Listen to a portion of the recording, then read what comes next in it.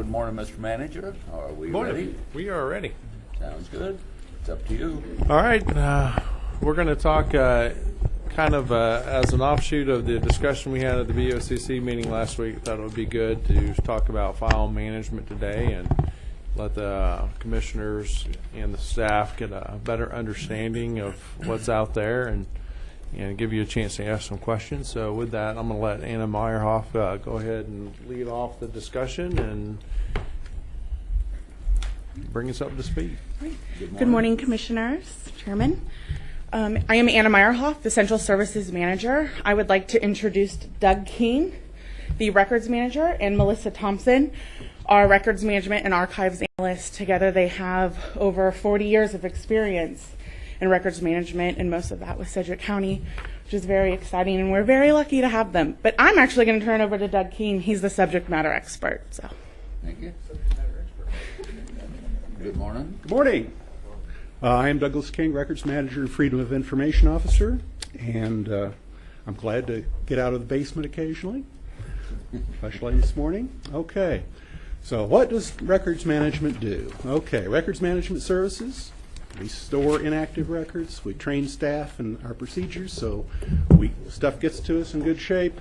We manage the retention and the disposal process, which is what got your attention the last couple of weeks. Also, as the FIO, Freedom of Information portion of my title, we are the ones who oversee the CORA compliance program, not the legal aspects, but the procedures we have for responding to those requests. So list those things which you're probably more familiar with. And then finally, and it comes in third, but it's still important, we have archives, and we're concerned with the preservation of records that we have a responsibility to keep for the long term and providing access to those. So there's the overview. With that, little timeline. Records management 1870 to present. For the first 128 years, there wasn't much done. And we have indications, and it's pretty typical in counties across the United States, that without a central records program, some kind of formal policy and procedures to follow through, then records pile up, they overflow, then there's a house cleaning, and then you end up throwing the baby out with the bathwater, and those were sporadic. And we have indications of those. There were attempts. There were WPA projects, Works Progress Administration projects, to do some work, not so much as work as records management, but to go ahead and preserve and make records more accessible by typing contents of journals onto 4x6 and 3x5 cards so they could be alphabetized. There was a 1950s consultant study on records management. There was a microfilming program in the 60s and the 70s. In fact, it was actually located down on our level. And there were a few formal destruction disposals that went through county councilor office, usually at the instigation of county clerk or another elected official. Late 1960s, departments began shipping a lot of records to commercial storage. We call it the salt mine, underground vaults and storage. Some of you have seen that, toured there. In 1995, the county treasurer created the records manager position. And really, that's an oversimplification. That was the county clerk, county treasurer, and register of deeds getting their heads together. They all realized they had a records problem. They were unsure what they could destroy, how to go about it. They just knew they were getting buried in records. And they had attended various their own state meetings where the state archivist had spoke about records management, and also their national meetings. So they created the position in 95 and 96 at the request of the elected officials and the manager. The program was moved to the county clerk, where it seemed like it was a better home, a better fit. We originally put the county treasurer because there was a vacant position there. And then in 1997, it was transferred by the commission to the county manager's office to better serve the whole organization.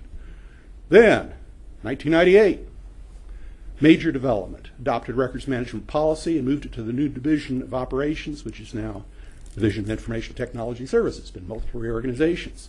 We implemented the Courthouse Records Center. Without a records center, it's very hard to do records management. You don't have a place to centralize storage and to oversee the disposals of records when they become eligible. So that was in two phases, took over that level, except for little portions of the DA. Then in 2000, the hat, the FIO hat, was added to my position. Melissa backs me up on that because I can't be there all the time. She very ably does that. 2006, we added the records management archives position, full-time position. Up to then, I just had a part-time student helping me. Then 2011 to 2018, we really did many things, but if reduced to one line, most notable is we got more active, more overt in archival records. You've seen the lobby exhibits where we have using archival records, we try to tell the story of county department or services. We also have some volunteer projects. That's the overview. So what is the Kansas law? Well, there's the Government Records Preservation Act. This is the first of that string of statutes.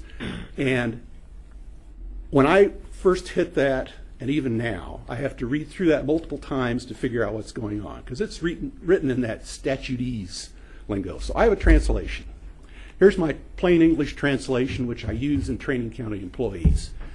We want to keep the good stuff so we can find it and the public can use it as long as it has value. Records have values. We use them to do our business, administrative value. They may have fiscal value for audit. Even if they're not financial records, they may show what we did with the money that we were provided. Finally, they may have some residual archival historical value. But a lot of records don't. Those are the ones that need to go. To reduce cost to taxpayers, get rid of the junk. That's what no longer has value. That's a technical term, junk. And then finally, state and local agencies should work together in the public interest to do 1 and 2. That's in the statute. That's really what that statute boils down to. Records lifecycle. This is a concept that was originally came out of National Archives and Records Administration, which had another name when it started out. And it was from the World War II experience. There were a lot of records that came out of World War II, and they have a lot of value long term. So we create or receive records as we're transacting business. They have a period of active use and maintenance. Eventually, that is over. It's the end of the fiscal year, or it's the close of the case, or the tax appeals have been completed and settled. Whatever, there's an end to the active use. Then there's a period of inactive retention. In case of a lot of routine financial records, it's 3 years. That gets us past audit. Gets us past that and the usual questions that would come up with routine financial transactions. That's just an example. Then finally, it gets to disposition. And disposition is usually destruction, but not always. It might be conveying it to archive. Internal archive in our case. But most are destroyed. How much? Can't really say. It depends on the function, the department. But on the federal level, it's no more than 5% archive, and the rest is destroyed. Okay, basics of records management. I include this slide, but I'm not going to go in detail. But the point is, records are important. It's set out in law. The first statute is the one reviewed earlier, just truncated more. And there are others. The one bold-faced, I always point out in training employees, there are actually penalties and fines on the books for destroying or tampering with public records. And we've never had to enforce those in our organization. I hope we never do. But that has happened around the country and other places. So, records management policy. Now it's showing its age. It was sort of a Christmas present in 1998 to the public, I think. And basically, it says the program will assist all departments in complying with the law. Records managers will manage the records center and oversee the commercial storage. Records manager will serve as liaison with the state, which does have an oversight role. Records coordinators assigned in each department will assist in making the program work. We will apply, this was my creation, and I think it was a good one. We will apply the state minimum retention periods as the county maximums, unless the department can justify keeping them longer. The law set those just as minimums, but unless you keep people's feet to the fire, it's very easy to say, well, I don't think we should get rid of it, let's just keep it. Well, that costs. So this is to enforce the economy portion. The the policy applies to all records, paper and e-records. The e-records, electronic records, is a tough one. We're still working on that, as are most organizations. And finally, and I emphasize this, and it's italicized here, records destructions must be approved by the Board of County Commissioners. And even today, after the training and the policy's been in effect, we still get calls, And department will say, well, we have this and this and this. Can we get rid of it? And we'll say, no. Yes, it's only 3-year retention or 5-year, and it's gone past that. But no, you can't get rid of it. We need to go through the review process and take it to the commission for their approval. So, state oversight role. There's a state records board. It adopts retention and disposition schedules for state agencies and counties. They set the minimum retention requirements. There's a state archivist who's based in the Kansas State Historical Society with a small staff. State archivist is actually a member of the state records board. They have an advisory and oversight role. Then retention and disposition schedules really list the records by type for function and department, and they describe them. They set out what statutes and regulations apply, and it says, and it describes the trigger event, that close, end of fiscal year, close of case, whatever, and then how many years afterward they need to be retained. So that's the outline of the state oversight. State retention schedules, a bit more detail. They were originally created for counties in 1985 with that first major iteration of the law. They were based on inventories in 5 counties. All the counties were much smaller than Sedgwick and Johnson and Shawnee, the major counties. The largest was Saline, and that was sort of the origin of a problem with those state schedules, as there was a lot of redundancy with different counties calling things differently, and they got on there twice, and it didn't really reflect the complexity in a larger, more urban county. Minimum retention periods set out in schedules are mandatory for counties. The county commission may order destruction when minimums have been met. Minimums may be exceeded by law, and counties may seek exceptions or submit their own schedules for approval by the State Records Board. Here's an example from the retention schedule, which is now only online. It started out in '85, it was a 3-ring binder, and they very rarely sent out updates. Now it's updated soon after each meeting of the State Records Board when they make some modification or addition. And this one happens to be one we took to the board. It's adult cases management intensive supervision records, and you'll see that it has specific ID for the state purposes that we can also refer to. It has comments and describes those records and their contents and how they will be managed in some detail. It lists the legal descriptions, and I don't know what the latter two are, but the first one is an exception in CORA on criminal history records, exception to disclosure. It says the date that the State Records Board approved, and then the reference in the Kansas Administrative Regulations. So they have that for a lot of records. This is our authority to destroy those kinds of records. So updating state schedules, because they come out of date, we find out something's missing on the state schedules, or that it's inconsistent with our understanding of how things should be. We research and propose new series of revisions to the State Records Board.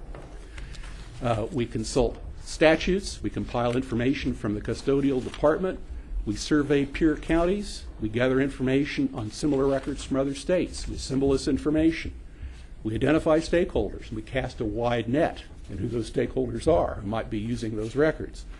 And we involve them in reviewing the results.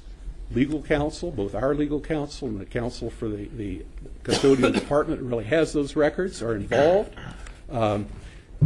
We then, once we hash that out and reach an agreement, write it up, we propose to the state archivist. We oftentimes answer questions from the state archivist and the records board. After approval, all counties can use that new series or that revised record series on the state schedule as their authority to destroy. So we've been performing a service there as a state's own capacity to do that research has been cut back. We have been doing that as a service for other counties, not because we're really magnanimous, but because we need that authority to destroy ourselves. Okay. Otherwise, we'll have things stack up. So, as I said, the one on the example there on the previous slide, in that case, we involved multiple sections of corrections. There were 3 or 4 corrections senior staff there who are really familiar with those records because different parts of them have these same records. We had multiple legal counsel. Sheriff, we asked and included initially. They said that no, their job was really over by the time these records came about, and they just deferred to the district attorney. And we had a senior district attorney staffer who really was involved in those meetings And the result was very good because we covered the bases, the different perspectives, the different players who are really involved. So I'm proud of that. We've done that not just in that one, but for housing. Initially it was emergency management record was completely missing. Fire records. When I initially asked the state about why there wasn't a fire schedule, the state person said, well, counties don't have fire departments. I said, well, I beg to differ. So we got that fixed. That was early on when they could do the research for us. Later on, we've done it for housing and CDDO and other departments and corrections. Okay, we have a vision. You know, when you deal with something complex and a lot of statutes, it helps to sort of boil things down and keep some focus. So we want to keep county records only long enough. We want to know what we have and where it is. We want to store records so they're safe and secure, and those are different. Safe, I'm concerned about vermin not, mice not eating them, not having bugs in them, safe from fire and water damage and all those kinds of things. Secure is human beings, because we have a lot of confidential stuff, and even if it's not confidential, you don't want people who are unauthorized mixing it up, tampering with it, taking something away. We want to store records at the lowest possible cost. We want to preserve records that have historical or other research value and make them accessible to researchers. So here's a couple slides I put in training and general presentations. This is the before. Down on the basement mezzanine level where the record center is now, this is what the previous conditions were, because it was built as a records vault. So, and really this looks pretty good. This is fairly ordered to what it had been sometimes. And I can go into greater detail about problems, but I won't. But you get an idea, because here's the contrast with, and I had slides already from 2010. I didn't have time to update the pictures, but I don't think there's a whole lot of change. And those of you who attended the tour at Commercial Storage, you'll see some real similarities here, in that we have standard shelving.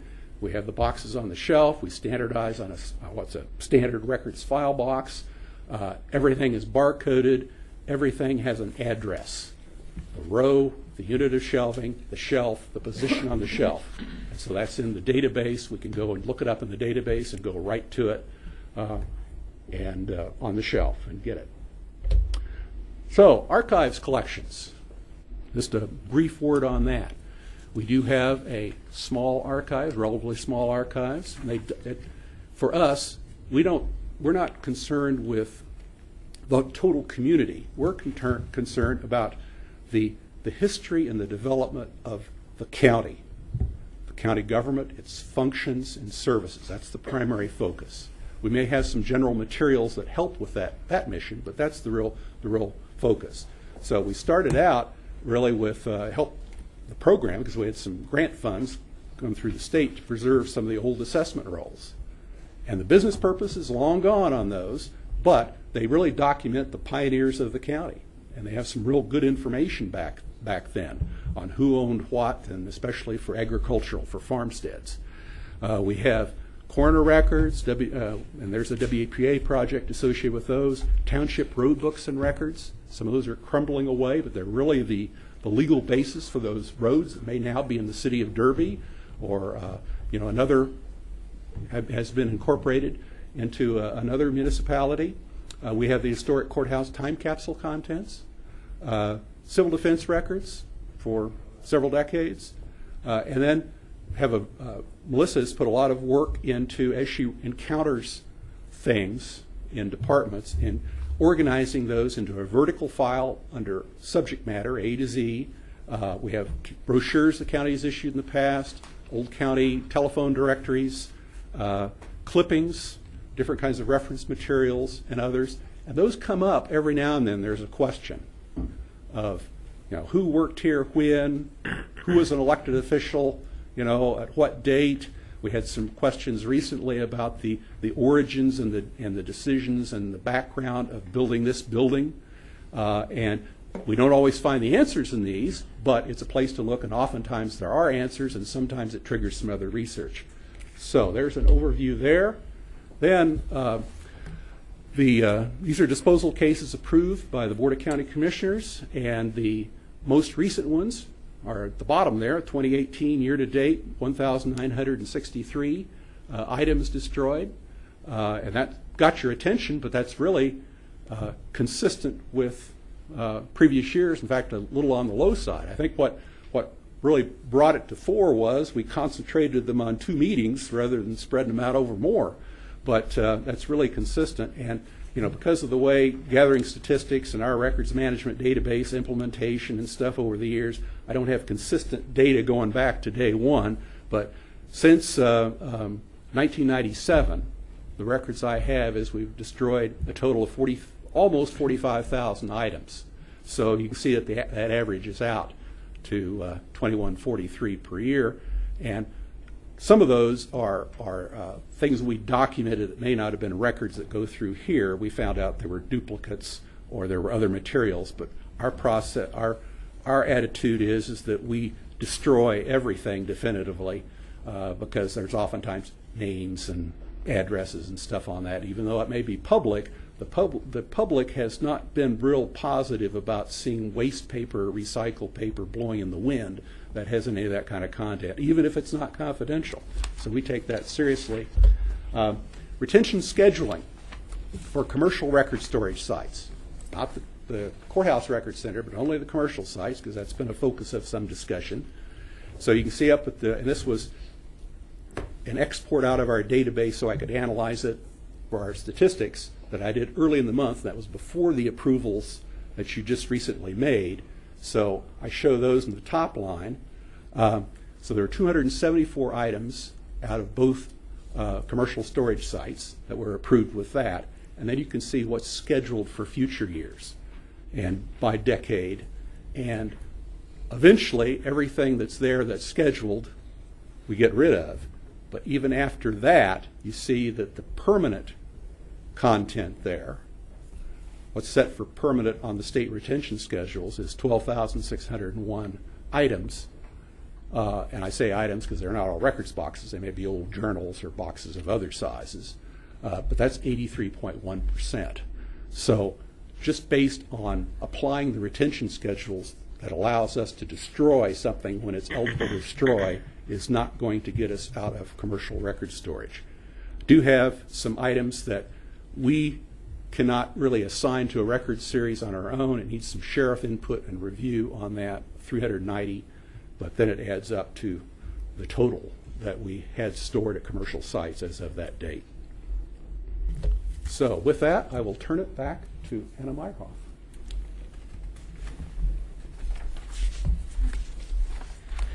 Here's a chart showing exactly who is storing within commercial storage and how much they have. As you can see, it's predominantly elected and appointed officials that are storing their records in commercial storage. We do have 2 locations. We have the salt mines, which some of you toured last year, but there is an above ground Wichita location as well that the health department and the sheriff's office have chosen to store records at as well, not sending them all to Hutchinson. And some of that is just for easeability of getting those records if they need them. They don't want to wait about the day or 2 turnaround.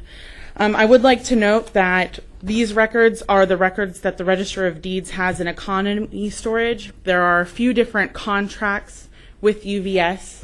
Records Management has the general government contract for Sedgwick County Large. It's all economy storage. The Register of Deeds does have their own private room, and the DA and the district court also have their own contracts and we do not know how much they have stored or where or what their contracts are. Okay. So the costs of commercial storage. So we are charged different fees based on various things that happen with the records. New boxes getting sent, retrieving a box, sending a box that we retrieved back, and then finally destroying a box or a record. And those fees vary upon the number of items that are done each time. So as you can see, for the last couple years, we've just been spending in mid-range 40,000 each year. We did see a drop from 2015, and that's from various reasons. First, we finished a partnership with ComCare to destroy records for patients that hadn't been seen in the last 10 years. This was a real commitment by ComCare of staff time and dollars to retrieve boxes back and to sort through them and condense boxes. And we're saving about $9,000 a year because of that project. The treasurer got their new tag office, and they now store tag records in the basement of that building. And then records management made a conscious effort to stop sending non-permanent records to the salt mines and to store them in the basement of the courthouse. And that is some of the reasons that we've talked about, and we'll talk about in the next slide, some of the space issues that we've had. The non-permanent records, they'll be destroyed within 3 to however many years, and they also need to be accessed more often for departments, and so that reduces the fees of them pulling records back, as well as the boxing and the coming back for destruction. All right. So the future of the Records Center, we do not recommend pulling all county records out of commercial storage. For those of you that toured the building, I think you understand that for the amount that you saw on the last slide, we are getting the best record storage you can find in the United States, maybe even the world. The salt mines are very rare and unique conditions that are keeping our records, the permanent ones, for the longest amount of life that we can. Paper doesn't live forever, but it's going to live a long time in that basement. However, the space of the Kearns Record Center is limited for non-permanent or high-access records, and that's how you saw that $30,000 reduction, is because we're doing that. But if you go down to the basement, usually towards the end of the years, we've been pulling them in, you have to weave through pallets, and it's really hard, and things are on the floor and they're not shelved, and so it's not really conducive to ensuring, a good work environment for Doug and Melissa, and that our records are maintaining their shelf and their address. And then, but staff has been included in the assessments for the new administration buildings. We've toured them and provided our input of what we need for an appropriate record center. But some of that is, we need the ability to withstand potential natural disasters. That would be high winds, heavy rains, tornadic activity. We're talking about records that are voter registration, they have HIPAA information. High winds could blow down a freestanding building, and then all of those records are in people's backyards and scattered around, and we've lost them. We need adequate security measures to protect information. That includes quick access to fire and fire suppression. It's best to house county records with other county services and facilities, not a standalone just record center building.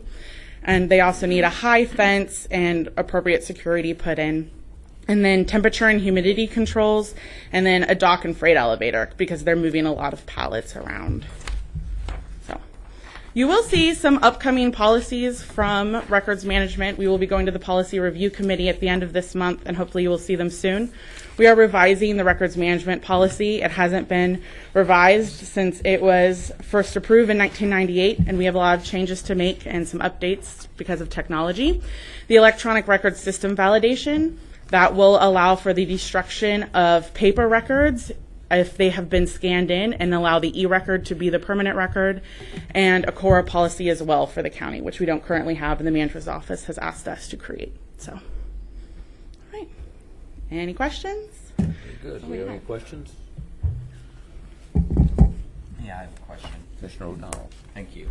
And last year, I had asked Lindsay about this, and the numbers that she had that you provided me were substantially higher than this. And those numbers include the district court, the district attorney's costs, so we looked at everything the organization spent. Okay. And is focusing on what the organization, the county itself, was responsible for. Okay, that makes sense. But to the organization itself, it was the 130,000, something like that. That's right. Okay, that was my question for right now. Okay. Other questions? And Douglas, Melissa, we appreciate the information. I know I've been down in the basement and toured, been over and registered deeds and saw what they've stored there. Been out at salt mines and seen that storage facility. So I think we've got a pretty good grasp on what you've got and where you've got it. The only thing that came as kind of a surprise was all of the things that came before us the last 2 meetings that were being destroyed, and also sign each one of those documents that says we can destroy them. I discovered it was kind of lengthy too. So, anyway, any other questions from anyone else in the audience? Anna, who manages the court, the district court's destruction of court records, et cetera? Well, that would be district court itself. I mean, who specifically? Do you know? And I don't even know who they have that assigned to. I would start out with the district court administrator. She should be able to address that. Chief judge, but court administrator. Yeah. They have most of their stuff, unless was possibly the exception to their administrative records, are permanent on their case files. Now they do have, the state Supreme Court has issued records management guidance to the courts. And I'm not familiar with it because it's not my area, but it's there. Okay. Thanks. One more question. Commissioner O'Donnell. So, Anna, one more question for you. As we're in this topic of having a new administration building, having more storage, I see that you're over 2,000 square feet under what you need right now. You said some of our storage, sheriff and others, are in above-ground facilities here in Wichita. So it would behoove us to have our own then, because you're talking about preservation in the salt mines for some of the older material. But for new stuff, we're spending money for an above-ground facility in the city of Wichita, according to what you said. That is true, and it's that department's choice. We do have the county's archive records within our own internal county record center, and those cannot be in an above-ground building. Right. Okay. Well, that's something I think the commission needs to take into account as we're looking at a new administration building. So thank you. Thank you. Any other comments? I should have mentioned also when I was touring, I toured the clerk's office and saw all the records that they're storing there too. So we do have records in a lot of different locations. Yeah, as we look for a building, we having all records on site, all of our offices is very key to us. Because I do have a lot of information in storage too, but having those in the same building that can move forward is going to be the best. Okay. Thank you. What else do you have, Mr. Manager? That's it. Well, I've got a couple things real quick. First of all, I want to once again pass on my congratulations and thanks to our Public Works folks for the e-waste. That was a very large success. Probably would have been a little larger if we would have had some temperatures above freezing at some point. But we actually had our biggest day Saturday, and it was really cold. it was really cold. We had double line that went clear out onto the main roads. We had sheriff's officers directing traffic. It went well. And we've had a lot of calls since asking when we're going to do it again. We just stopped. So, people like it. Yep. Well, good. One question. Over at our facility over on Stillwell, do you take any, I know you take oil and all kinds of different things. Do you take any e-waste over there at all? I don't know. I don't know the answer to that question. I think they take some, but I don't know the details of that. I know you can take fluorescent light bulbs and all kinds of stuff like that over there. Right. I'll find out. Send you something. Send you an email. Very good. Okay. A couple other things. Commissioner O'Donnell, you want to talk about license plates? Sure. And thank you, Mr. Chair. And I had talked to the manager about this and Eric Yost about what Arc City was doing about people that have license plates from out of state in Sedgwick County. Maybe that's something that Eric needs to brief the rest of the commissioners on instead of talking about it here. Okay. If you'd be open to that. Did you want to do that? You want to do that at some point? At a staff meeting or? Oh, no, just one-on-one. Okay. Because it, Do 221. yeah, because it's fairly complex. Okay. We can bring that up at a later date. Anyway, Commissioner O'Donnell gave me some information about that. I have, since he gave that to me, I've noticed, I've been more noticeable, all the different out-of-state license plates that I see running around town. And just last evening, I noticed an Oklahoma plate that had a WSU bracket around the outside of it, so I would think that they're probably local residents, but you don't know. Anyway, it's something we want to think about for the future.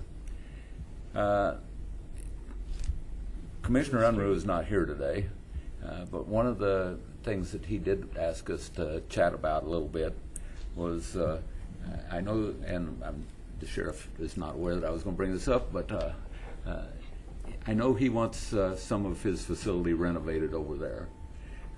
And if they could renovate some of that location, and from what I understand from talking to Commissioner Unruh, it's where that we used to have the visitor center over in the sheriff's office.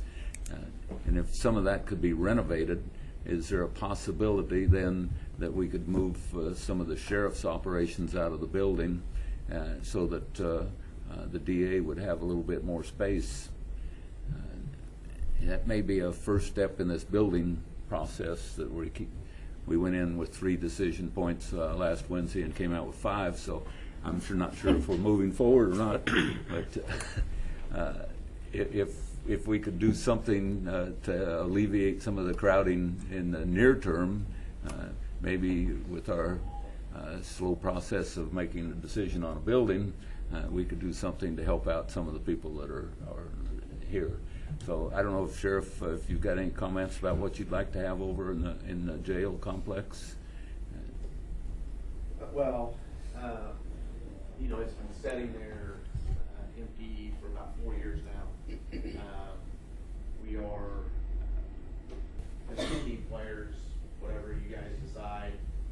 I know that our second floor, which is detectives, and our third floor operations, the plan that we originally looked at would extend not only just where the visitor center is, but it would extend out towards the road, kind of the second floor, that incorporate professional vendors who are not paying rent for them to be off-site, along with these 2 floors, which would then open up a bunch of space that you could use.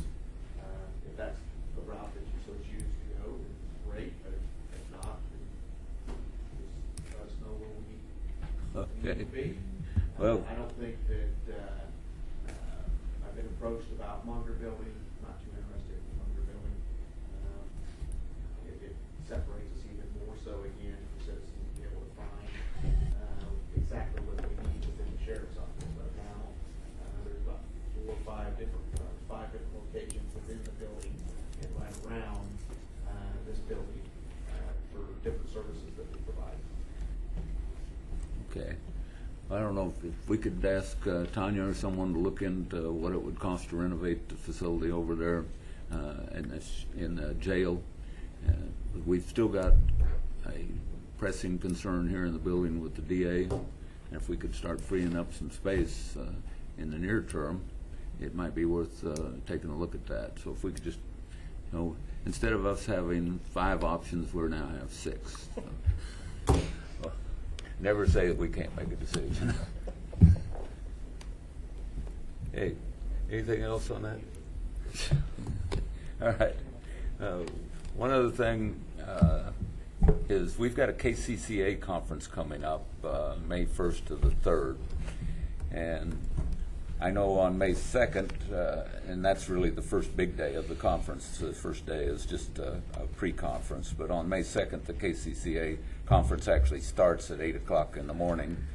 And I took a look at some of the things that are going on. The reason I'm concerned about it is it's also a day that we have a board meeting.